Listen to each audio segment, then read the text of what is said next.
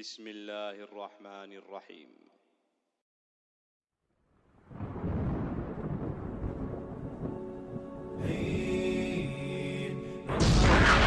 سوف يعلمون أن نحن المسلمون القادمون نرفع الرايات سوف يعلمون أن نحن Muhasabah malam, muhasabah malam. تمحو الخطايا والذنوب وتزيل. Bismillahirrahmanirrahim. Di kesempatan yang berbahagia ini, insyaallah kita akan sedikit membahas salah satu dampak yang muncul dari begitu besarnya kecintaan kita terhadap sesuatu. Hal ini muncul dikarenakan ketika kita mencintai sesuatu dan yang kita cintai tersebut melakukan sesuatu yang tidak kita inginkan, maka akan ada satu sikap atau sifat yang kita kenal dengan istilah kecemburuan.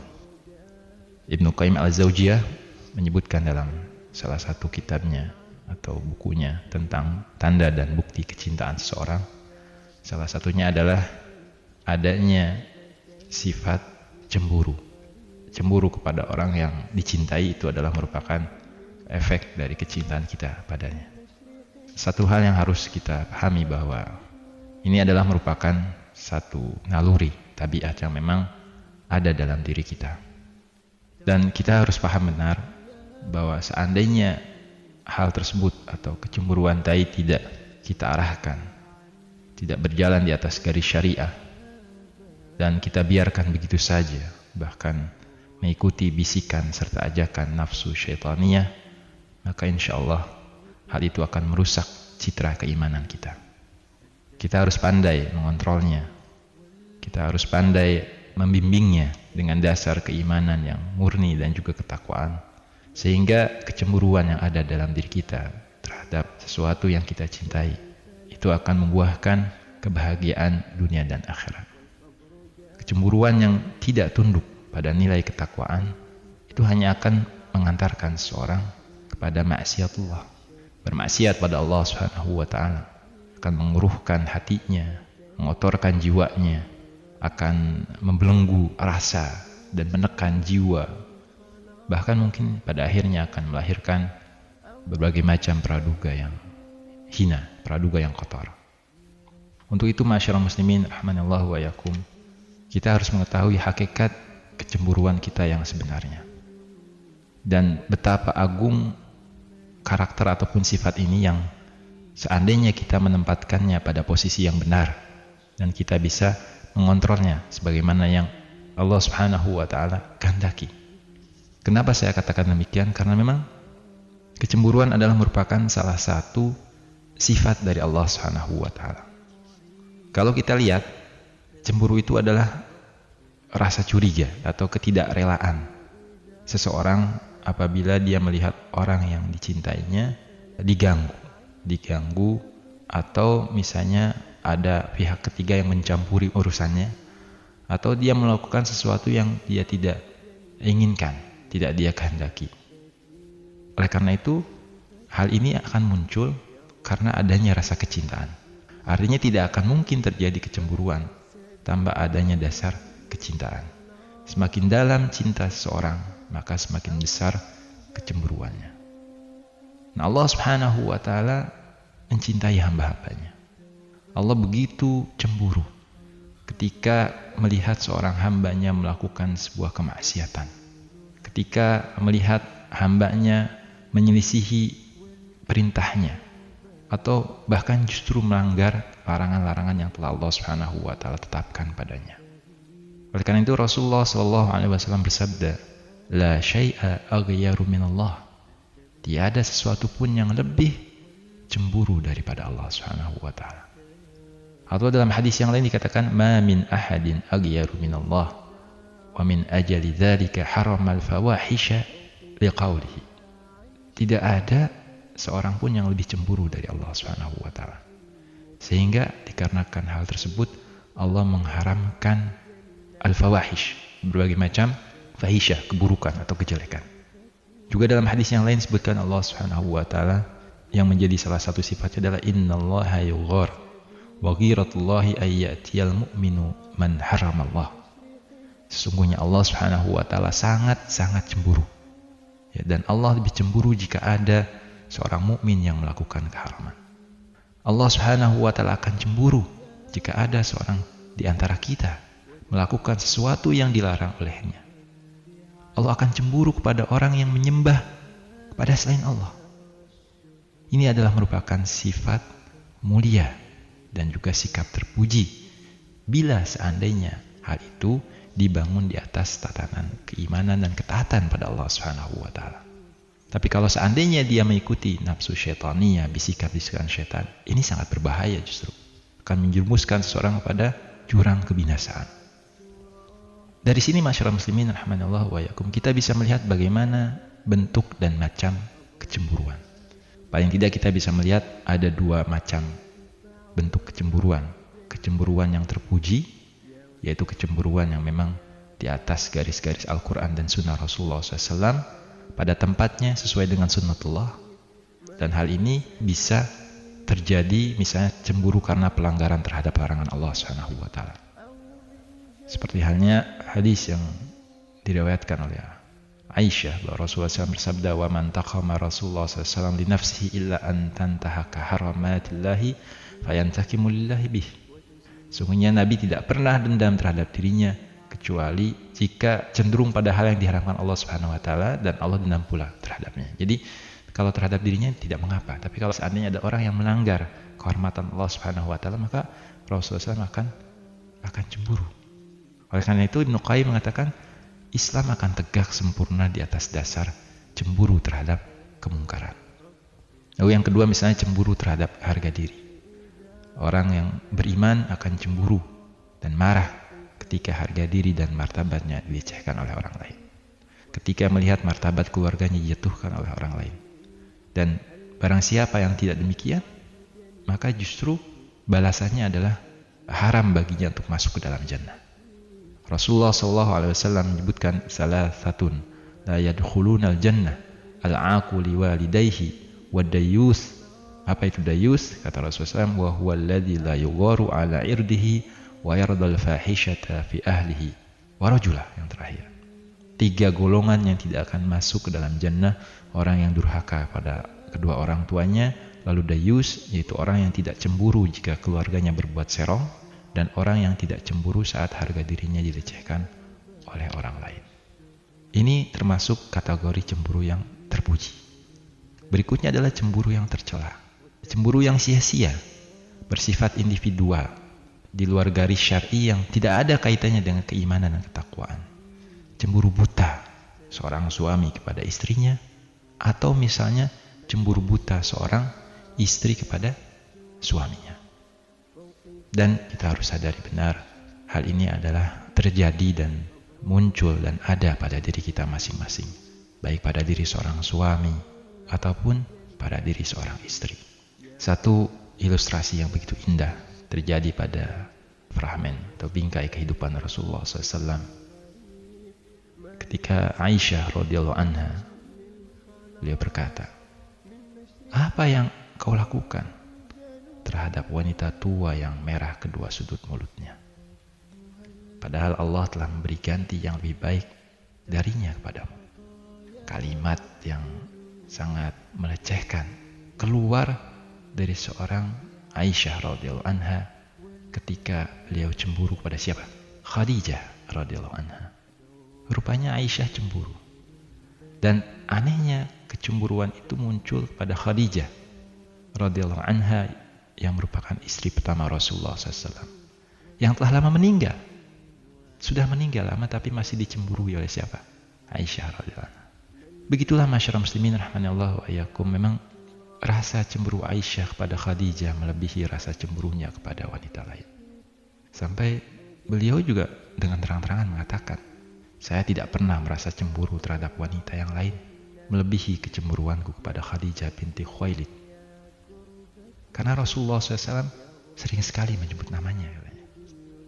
Kata ini atau kata cemburu itu akan senantiasa mengiringi kehidupan dua orang yang saling mencintai. Ada pada diri seorang suami dan ada pada diri seorang istri juga. Dan apa yang dialami oleh Rasulullah SAW adalah merupakan ekspresi natural, alamiah yang ada pada diri istrinya, dari istrinya yaitu Aisyah radhiyallahu anha. Kecemburuan yang muncul dikarenakan getaran jiwa yang terkadang keluar dari akar rasionalitas, nggak masuk akal, padahal beliau sudah meninggal, Khadijah sudah meninggal, lalu apalagi yang harus dicemburukan. Tapi begitulah keadaannya terjadi. Kok bisa demikian? Ya seperti itulah cinta, terkadang menembus batas rasionalitas sehingga tadi menimbulkan kecemburuan yang membabi buta, kecemburuan buta yang kadang kita sendiri sulit untuk menilainya, mengukurnya. Sebagaimana kecemburuan Aisyah radhiyallahu anha kepada Khadijah, padahal sekali lagi Khadijah telah lama berpulang ke rahmatullah. Apa yang perlu dikhawatirkan dari seseorang yang telah lama meninggal? Dan dia tidak akan lagi menyita perhatian fisik suaminya, tapi tetap saja sang istri khawatir ada cinta yang terbagi, ada perhatian yang terkurangi. Mereka ditempatkan dalam posisi pembanding. Nah, dalam hal inilah masing-masing di antara kita harus ada saling pengertian yang sangat-sangat kuat dan dalam sekali. Seseorang yang melihat ada kecemburuan dari pasangannya, maka dia harus pandai-pandai mendeteksi. Lebih ditingkatkan lagi sensitivitasnya, mendeteksi getaran-getaran kecemburuan yang ada. Sebab begitu rasa cemburu mendatangi istri kita, maka akan ada gejolak-gejolak yang mungkin muncul. Maka disitulah rasa kepekaan kita kepada sang istri harus jauh lebih besar dari biasanya. Dan begitu pula pasangan kita, dia akan lebih peka terhadap apa yang kita lakukan. Sedikit saja kita kurang sensitif atau salah berkata atau berbuat, maka akan muncul dengan seketika kecemburuannya. Ada beberapa temuan yang menjelaskan bahwa cemburu merupakan ekspresi kecintaan dari pasangan kita. Dia tidak akan mungkin muncul kecuali memang karena awalnya ada landasan dasar cintaan. Muncul dikarenakan gambaran kekhawatiran sang istri atau sang suami, atau muncul juga dikarenakan rasa rendah diri, nggak pede. Karena jika dibandingkan dengan orang lain, saya nggak cakep, saya nggak cantik, dia lebih muda, misalnya, itu akan memicu pula rasa-rasa kecemburuan. Dan itu muncul juga dikarenakan rasa memiliki terhadap sang suami, perasaan posesif. Mereka tidak menginginkan ada orang yang lain yang mencintai suaminya melebihi cinta mereka, karena khawatir akan ada balasan seberapapun besarnya. Tingkat kecemburuan itu berbeda-beda sesuai dengan kadar kecintaan orang tersebut. Kita akan menemukan kondisi yang sama pada istri kita, tapi kadang mereka juga lebih cemburu kepada seorang dan tidak kepada yang lainnya. Nah, yang harus dipahami oleh kita di sini adalah jangan sampai sikap yang pada awalnya adalah merupakan sikap terpuji yang Allah tanamkan pada diri kita dikarenakan kecintaan yang tulus kita pada pasangan kita, malah menjadikan kita bermaksiat pada Allah Subhanahu wa Ta'ala, bermaksiat pada Allah Azza wa Jalla, sehingga memberikan dampak yang tercela. Banyak sekali akibatnya. Ghibah itu pun adalah merupakan akibat dari cemburu yang tercela. Saling mencela, saling menghina, selalu mencari kawan yang bisa diajak menjatuhkan kawan yang lainnya atau musuhnya dikarenakan kecemburuan.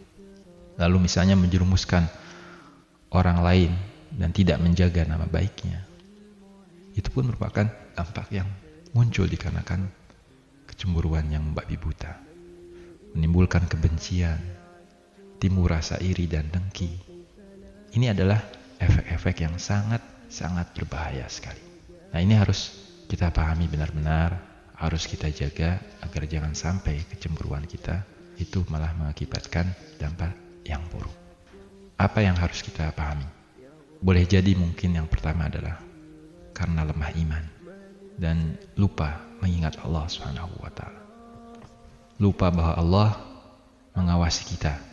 Ketika lupa kemudian lemah, itu akan menimbulkan kecenderungan maksiat pada Allah Subhanahu wa Ta'ala dan berbuat dosa. Apalagi misalnya jika di antara kita mudah sekali berkobar rasa cemburunya, sehingga mengikuti perilaku-perilaku yang tidak benar. Ini bahaya sekali. Kita mungkin sering mendengar kasus percecokan, pertengkaran sampai pada ujungnya tindakan kriminal di antara suami dikarenakan kelemahan iman dan lupa mengingat Allah Subhanahu wa ta'ala. Lalu yang kedua, tipu daya syaitan. Ini juga harus kita waspadai. Setan akan selalu menggoda anak Adam lewat peredaran darahnya. Artinya dalam setiap langkah setan selalu terus akan membujuk anak Adam. Salah satunya adalah membisikkan kejahatan, menghembuskan keraguan, melontarkan prasangka buruk, lalu mengajak untuk selalu pada kecemburuan yang membabi buta. Itu hati-hati. Rasulullah SAW pernah menyebutkan dalam satu hadis yang diriwayatkan oleh Imam Nasa'i, kharaja Rasulullah SAW lailatan min indi Aisyah, thumma ada ilaiha faqalat lahu bi abi anta au ummi ya Rasulullah, ataitani fawada'ta thawbika thumma lam talbas an kumta falabastuha fa akhadatni ghiratun shadidatun zanantu annaka ta'ti ba'dal saw yahdati hatta ra'aituka bil baqi tasna'u ma tasna'. Suatu malam itu Rasulullah SAW pernah keluar ketika beliau mendapat giliran di tempat Aisyah. Lalu sekembalinya beliau, Aisyah bertanya, dengan siapa engkau kembali? Bersama ayah atau ibu? Ya Rasulullah, engkau datang lalu meletakkan baju tanpa memakainya lagi. Sungguh hal ini membuat saya cemburu, katanya. Ada saja hal-hal yang dijadikan sesuatu agar istri timbul kecurigaan pada sang suami. Sampai kata Rasulullah, ya Aisyah, agarti, wahai Aisyah, apakah engkau cemburu? Qala aja'aka syaitanuka, wahai Aisyah, telah datang setanmu. Digoda Aisyah itu agar dia cemburu buta kepada Rasulullah SAW. Dari hal ini kita bisa melihat bahwa adanya prasangka dan kecemburuan dan sebagainya yang dijadikan setan sebagai alat untuk menggoda manusia dan menjadikan permusuhan di antara kita, memisahkan cinta kasih orang bersaudara di jalan Allah Subhanahu wa ta'ala, menceraikan istri dan suami. Jika dia mampu melakukan itu, dia mendapatkan ucapan selamat dari sang iblis, mendapatkan penghargaan karena berhasil memisahkan dua orang yang saling mencintai. Lalu yang ketiga, masyarakat muslimin rahmanallahu wa yakum, penyakit hati yang sudah diliputi rasa iri, dengki dan hasad. Ini akan menjadi lahan yang empuk tumbuhnya kecemburuan yang tercela. Oleh karena itu Rasulullah SAW sangat mencintai orang yang selalu membersihkan kebersihan hatinya atau mensucikan hatinya. Kata Rasulullah SAW, kullu mahmumil qalbi suduqul lisan. Setiap hati yang bersih maka akan jujurlah perkataannya. Suduqul lisan na'rifuhu. Kebersihan lisan kita bisa melihat. Fama mahmumil qalbi. Lalu bagaimana dengan kebersihan hati? Kata Rasulullah SAW, huwa attaqan naqa la isma alaihi. Bertepunya kebersihan kemudian menghindari dosa, la isma alaihi wala bagha wala ghilla wala hasad. Tidak berprasangka, tidak menipu dan tidak ada kehasadan. Itu menunjukkan kebersihan hati seseorang. Ketika selamat maka akan terbebas dari berbagai macam tipu daya syaitan. Dan yang berikutnya, masyarakat muslimin rahmanallahu wa yakum, enggak pede, kurang percaya diri, merendahkan. Kurang percaya dirian seseorang itu dapat menimbulkan kecemburuan. Dia merasa apa yang dimilikinya tidak seindah, tidak sebagus apa yang dimiliki oleh orang lain, kepandaiannya atau kecantikannya ataupun yang lainnya.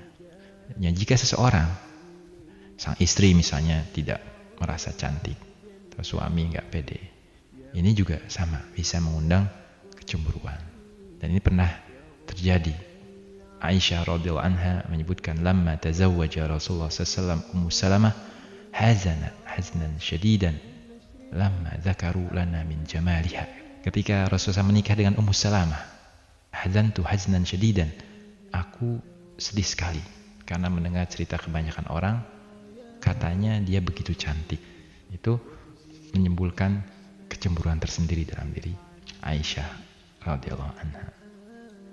Dan yang terakhir, masyarakat muslimin rahmanallahu wa yakum, pelajaran yang bisa kita ambil, banyak terlalu menuntut hak. Jadi ini juga bisa menyebabkan kecemburuan yang membabi buta terhadap, tentunya dalam hal ini adalah lebih khusus pada diri seorang wanita. Oleh karena itu, untuk menghilangkan ini, Rasulullah SAW selalu banyak berdoa pada Allah Subhanahu wa Ta'ala.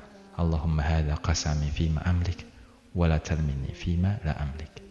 Ya Allah, inilah yang dapat kubagikan dari apa yang kumiliki, dan jangan engkau bebani aku dengan apa yang tidak kumiliki. Salah satu hal yang biasa muncul dalam diri kita yaitu kecemburuan, yang hal ini muncul dikarenakan adanya rasa cinta kita terhadap seorang. Wallahu a'lam bishawab. من مشرق أو من جنوب